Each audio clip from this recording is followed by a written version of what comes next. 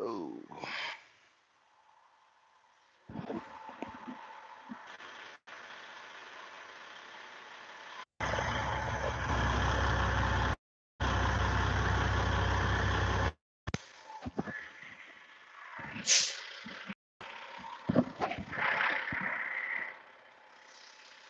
Figure it out.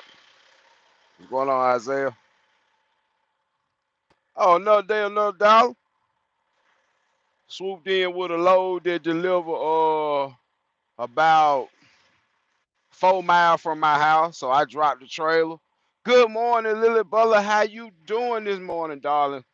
Great to have you on the line this early in the morning. 7 Keep it moving, transportation. You back at it, ain't it?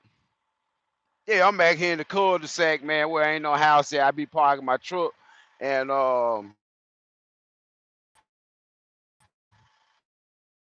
your mind, a thing about consistency. Um, this ain't no sprint. It's a marathon, especially when you're dealing with trucking, but life in general. Um, I'm gonna say it like this: a life full of good decisions is short for the most people, but a life full of bad decisions usually be pretty. Big thing is learning to be consistently better than you were the day before. If it ain't nothing but this much, learning just this much more than you knew yesterday about what you're doing, help you on your journey, but it'll also help you in your consistency, because learning more, you'll start to see the patterns that emerge with the freight, with the work, with the people. Yes, sir. Victory lap. That's great. That's a great point. Victory lap said it's not about how you start, it's about the overall race. And we on a marathon. Yes, sir. And that's absolutely true. And like I say, I tell a lot of people, man, when certain stuff don't work, you don't force it. Like, let's just say I go pick up a load, and I've done this on live with y'all before. I pick up some shingles in Alabama and I bring them back, and I'll take them to this business. I ain't gonna call their name, but I take it to a business in Pearl, Mississippi, in which I might pull up at 7:30, 8 o'clock to get unloaded, and they may not even touch my truck till 10:15. Do I continue to pick them shingles up in Alabama and keep bringing them back and let them waste my day like that for a mediocre amount of money, or do I find something else to do? Do I learn from that experience? Because I'm not gonna say it's a mistake. It's called a risk. In business, you gotta always understand that there are no such thing as mistakes. There are risks. It's risk versus reward. Even in life, you have incidents that you may regret, you may not regret. People call them mistakes, but they were really experiences. And through my experience, it's certain things that, and I say this about life, I tell people all the time, even guys that I know now that live like I used to live. You might not know what to do, but you know what not to do. Even at the worst time, you might not know exactly what you should do, but you know what you shouldn't do, and that based up on experience most of the time. But I say this too. My great granny used to say sometime when when she speak up on incidents that happened in the past, where people, you know, advised certain things and people didn't take heed to what the advisement was, and they did their own thing, and sometimes they lost their life in the process. And she'll tell me, Judge, somebody gotta have some sense sometime. Why not let it be you? God gave you 5 senses. You might well use one or two of them. Some folk might go over some of y'all head, but at the same time, if somebody is gracious enough to share their life experiences with you in order to help you proceed to the next level of what you're doing, or get closer to where you want to be, or it might be closer to where they are and you aspire to get there and even farther, why not listen? See, I'm here today by the grace of God, but from a whole lot of listening. I'm always been able to see patterns. If some keep happening a certain way, I don't throw that out the window. Some keep happening a certain way because of certain things go a certain kind of way. If I know everybody that stand right there by that green thing, every time it rain, if you stand by that green thing, you're gonna get struck by lightning. And it keep happening over and over. And everybody that stand by that green thing right there get struck by lightning. Fuck, I look like standing over there by that green thing while it raining outside. Period. Really. Why am I even go over there by that green thing?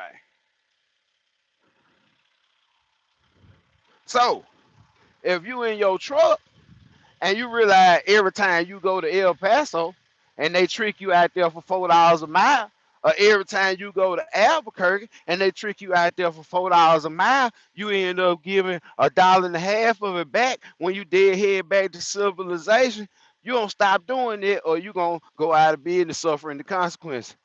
And this leads me to the last and final point about this whole thing. Unless you can gain the knowledge and the experience and your money lets you last long enough to learn how to do this efficiently and effectively, you will forever be putting your own money into this truck. Don't you know every time that truck sit there and run for an hour, it cost me about $6, and not in diesel. It's in wear, tear, diesel, all this stuff going into oil change, hours on the engine, just sitting there running. If you've ever pulled up and pumped diesel at a real truck stop, you know those pumps are at a truck stop. They meant for one thing: get you in there, get your money, get you out of there. How many of y'all them did like I did when diesel was $5 a gallon and you had these 150-gallon tanks on each side, and I was pulling up and pumping $1,400 every 2.5 days. Pull up, pump $1,400. So this lead me to the end of the discussion, and I'm gonna leave it right here. When it gets to the point where the number don't add up and you keep putting your own money into the truck, i.e., paying bills that's associated with this right here or your hot shot, with your side hustle, with your spouse's check, with your veterans money, with your social security, you gotta stop. You gotta stop. And I ain't say stop putting your money into it, because you got to pay these bills or they gonna come get that shit. They gonna come cut your stuff out. You gotta do what you gotta do. But you got to stop. Slow down so you can speed up, man. That's the word I be dropping on people. You gotta slow down so you can speed up. You gotta stop and reevaluate where you going wrong at. You just can't keep doing the same thing over and over and over and expect no different result. That ain't how life works. I know guys in the truck right now that take less money than they supposed to take, and they think if they do it 30 days of money, it make it better. No, it don't. No, the fuck it don't. I tried to explain this shit to a lot of people, and a lot of people ain't get it, and a lot of people ain't doing it no more because they couldn't understand the concept with what I was putting down. But at the same time, the money gonna show you. The money gonna always tell on you, and the work gonna speak for itself. But get what? If you don't know how to charge, you ain't got no customer relationship, you ain't got no list of people, no book of business, you ain't developed no strategy, you ain't got no pricing model. You don't have concrete stand on. So you got to stop. Some folks say quit while you're ahead, but most folks ain't ahead. If they was ahead, they wouldn't be even having issues. So you got to stop and reevaluate what keep happening over and over to make me have to keep putting my money into this. Because guess what? Whether you know it or not, I tell people this all the time. There's a point where you have cheap freight. Cheap freight is freight that still make a profit. What people are running right now, partials and full loads, is preposterous. It's just straight up unbelievable. But I say this like this: you gotta have a rate in which you will not go up underneath by any means. And if the load takes you out of your normal comfort zone and make you do a lot of stuff that ain't gotta be that ain't normal to you, charge for it. And if they don't want to pay, keep your truck in a consistent loop that you understand what's going on in the area and you can make a profit. But I'm telling you, it gets to a point to where you're actually paying the broker to run their load. I'm gonna say it like this: if you run the truck for a whole month, and at the end of the month, and you had some on this truck every single day, and at the end of the month, you got to take some money from something else to pay something dealing with this truck right here. Every time you ran a piece of freight that month, a percentage of that freight was run out of your dime, which was at the detriment of your company and your family.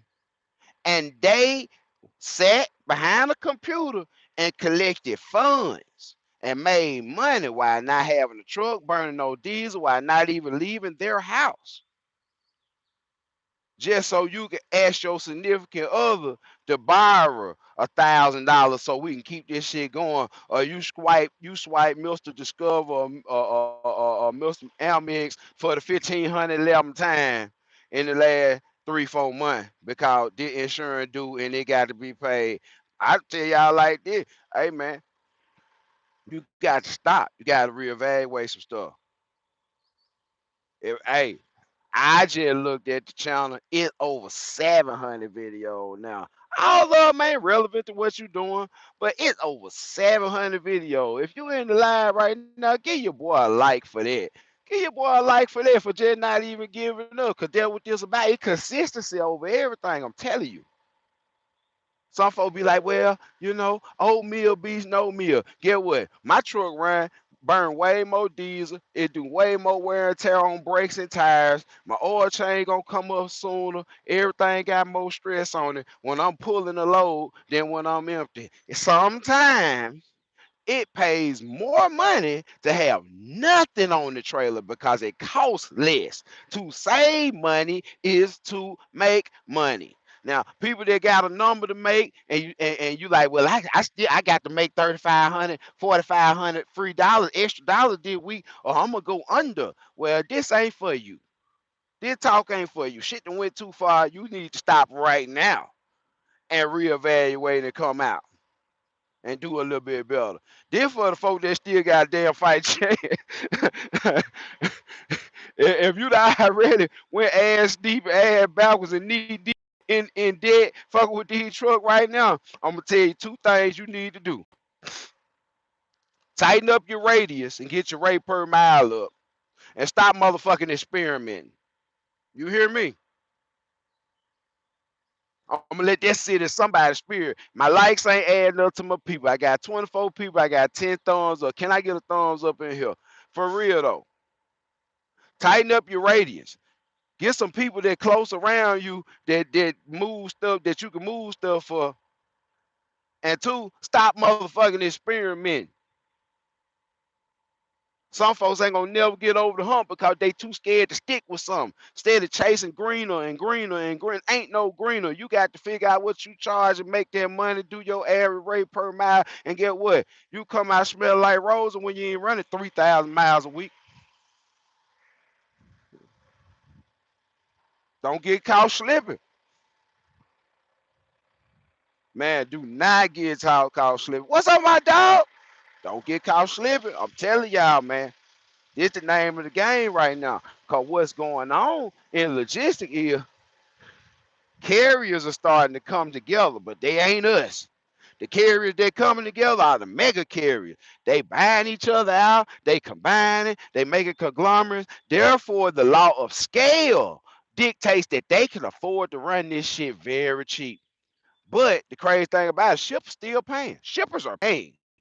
It these brokers they're riding the wave of what assholes say, what people that don't do this say, what people that got hotshot news and all that other shit say that don't do this stuff. Or they do it so poorly that they impact their market so badly in their area that now it's trash. And now they doing other stuff with their life after they came over there and ruined the lives of so many others. Don't be a part of the problem, man. If you can do anything, I say do this week.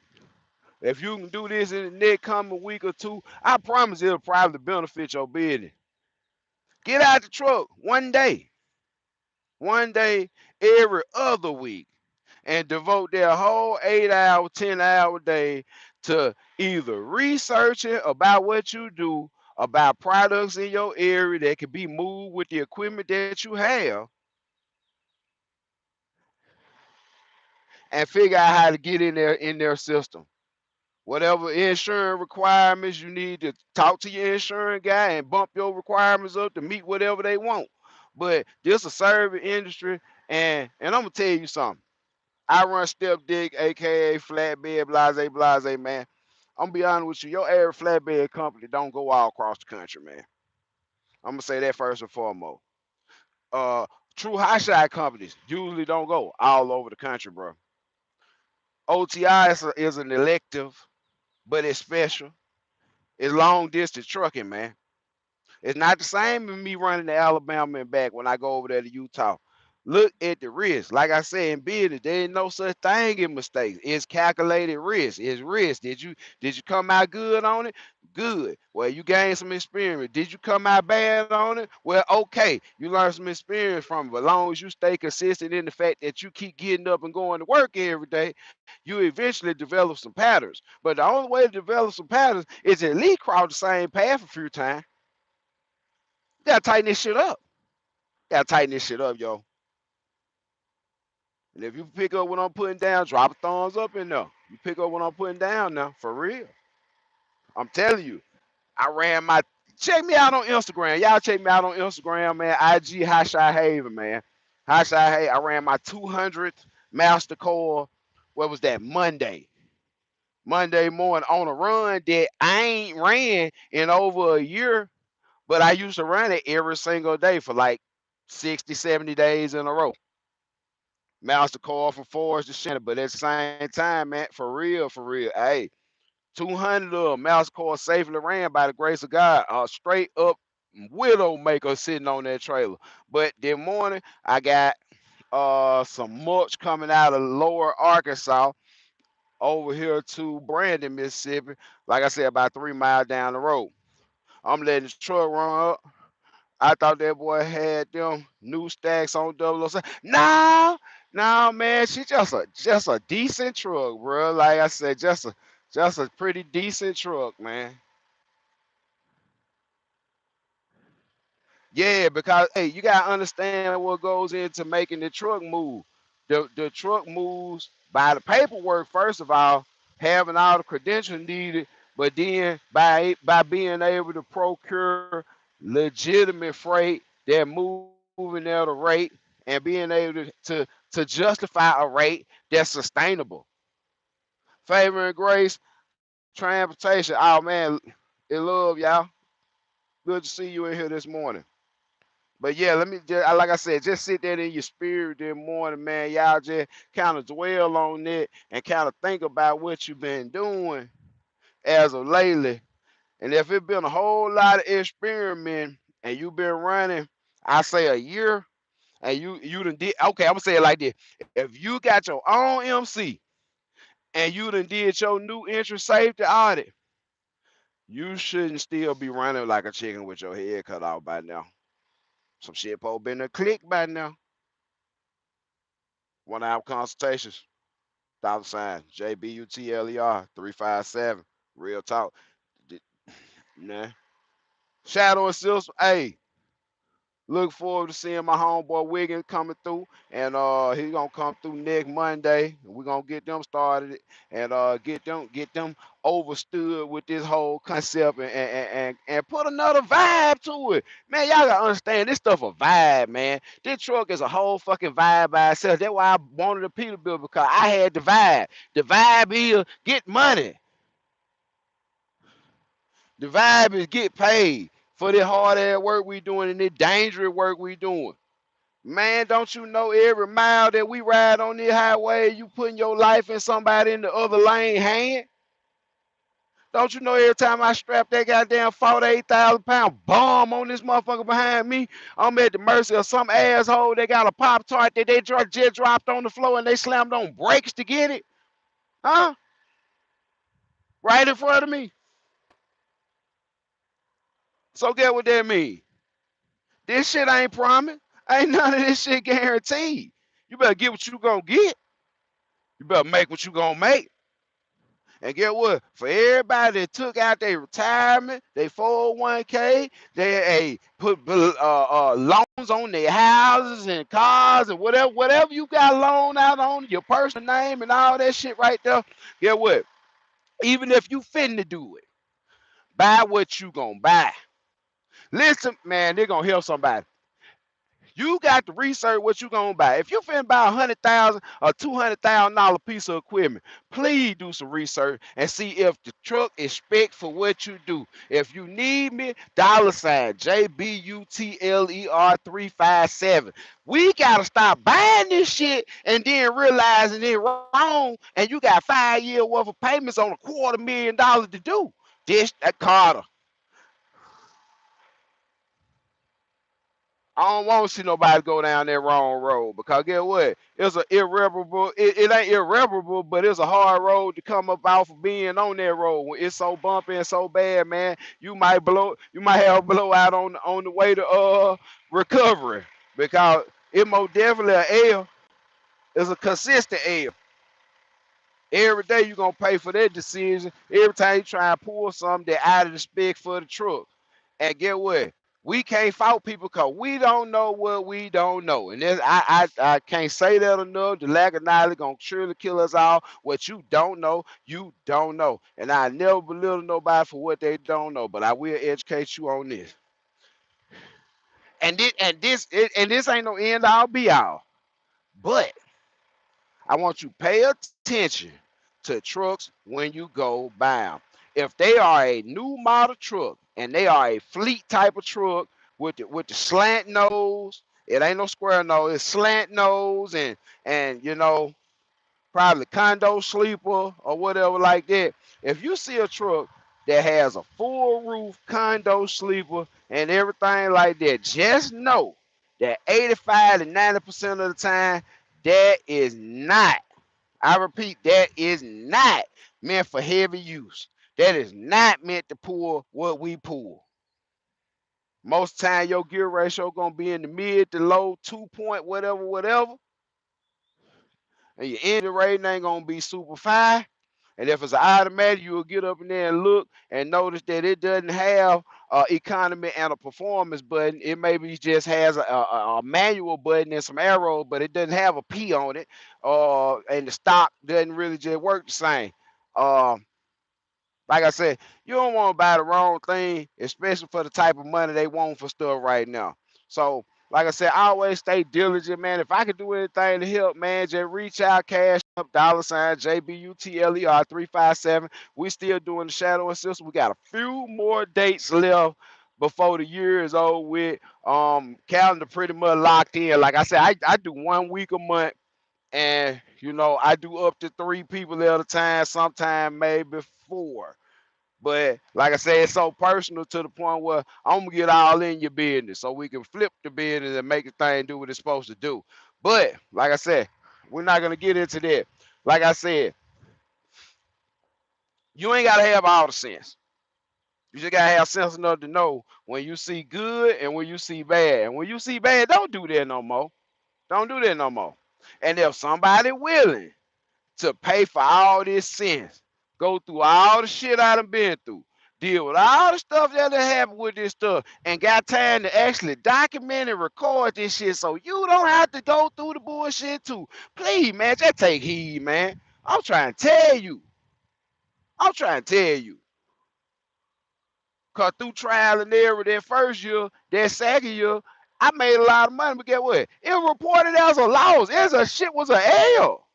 I grossed a hell of a lot of money them first 2 years, but that shit was an L. That wasn't even my money back. That wasn't even what this shit cost. Man, y'all gotta understand, man. It was a marathon, not a sprint. So you gotta do smart things that promote longevity. And if it's unsustainable today, guess what? It's gonna be even more unsustainable tomorrow. And if you go in and underbid somebody on the load and you can barely pull it at a profit, just know that your cost will increase as time goes on and depreciation happens to your vehicle and you have to go get new tires and all type of stuff like that. Guess what? You will fail. Always go high. I tell y'all, blow their brains out. Don't, man. Hey, that's why we developed the price model to give you something to stand on. If they don't put no rate on it, get what? I already know what it's supposed to be. Can't trick me.